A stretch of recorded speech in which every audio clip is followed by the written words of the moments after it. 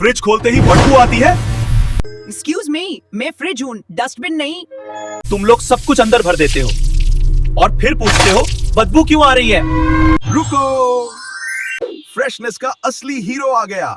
ध्यान से सुन लो बात। एक कटोरी में बेकिंग सोडा लो, उसमें नींबू के टुकड़े डालो और फ्रिज के अंदर रख दो और बस बदबू खत्म। क्या फ्रेश रहना है तो नींबू को कभी हल्के में मत लेना।